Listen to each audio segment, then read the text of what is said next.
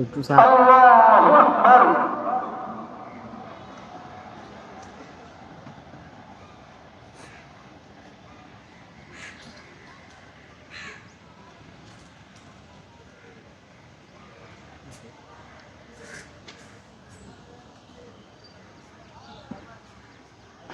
আসলে এই মুহূর্তে বেগম খালেদা জিয়ার জানাজা অনুষ্ঠিত হচ্ছে। কোটি কোটি মানুষ এই জানাজায় অংশগ্রহণ করছেন। কোটি কোটি মানুষ এই জানাজায় অংশগ্রহণ করছে। মানুষ আর মানুষ আপনাদের অনেকে দেখানোর চেষ্টা করছে। রাস্তায় বন্ধ আছে আকস্মিক নেত্রী বেগম খালেদা জিয়ার জন্য। এবং একটু যদি আমরা দেখি এখানে বাড়ির ছাদে মানুষ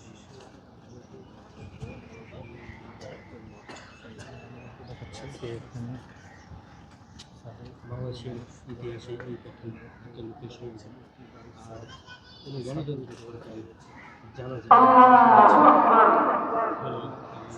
তিনবারের প্রধানমন্ত্রী সাবেক বেগম খালেদা জিয়ার নামাজে অংশগ্রহণ করতে কোটি কোটি মানুষ আজকে ঢাকায় অবস্থান নিয়েছেন এবং এইমাত্র জানাজা নামাজ শেষ হলো এবং এখনই কিছুক্ষণের মধ্যেই সেই স্বামী জিয়াউর রহমানের সমাধিতে পাশেই তাকে দাফন করা হবে এবং দেখলেন যে সেই নামাজ শেষ হওয়ার পরেই কিন্তু জনস্রোত যাচ্ছেন এবং মৌমাছির মতো ভ্যান ভ্যান করছেন যে এত পরিমাণ মানুষ হয়েছে যে মানুষ আর আগে কখনো হয়তো বা অনেকেই দেখেননি যে এত মানুষ কোনো নামাজের জানাজায় শরীক হতে পারেন কিংবা হচ্ছে এরকম এই প্রথম ইতিহাস সৃষ্টি করলেন এবং একজন মানুষকে কতটা পরিমাণ ভালোবাসলে তার জানাজায় এত মানুষ হয় সেই নামাজ শেষ করেই কিন্তু যে যার মতো চলে যাচ্ছেন এবং গাড়িগুলো সচল হচ্ছেন। আপনারা দেখছেন এখানে লক্ষ লক্ষ মানুষ কিন্তু এখন বেরিয়ে যাচ্ছেন।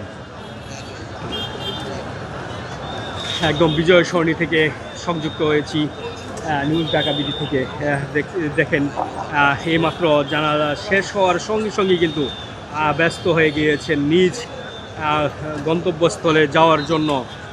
লক্ষ কোটি মানুষ কিন্তু আজকে সেই নামাজে অংশগ্রহণ করলেন এবং সেই নামাজে তারা সেই অংশগ্রহণে শরিক হলেন এবং ইতিহাস সৃষ্টি হলো আজকে গণতন্ত্রের মা, গণতন্ত্রের আপসী নেত্রীর জন্য মানুষ কী পরিমাণ ভালোবাসা জানাতে পারে সেটাই আজকে তৈরি হলো। আপনারা দেখছেন যে মানুষজন এখন ছুটছে সেই গতি নিয়ে তারা এখন বাড়ি ফিরে যাবেন এবং সেই গণতন্ত্রের মা আপসী নেত্রী বেগম খালেদা জিয়ার জানাজা শেষে এইমাত্র তারা কিন্তু যার যার গন্তব্যস্থলে ছুটে চলছেন এবং বেগম খালেদা জিয়াকে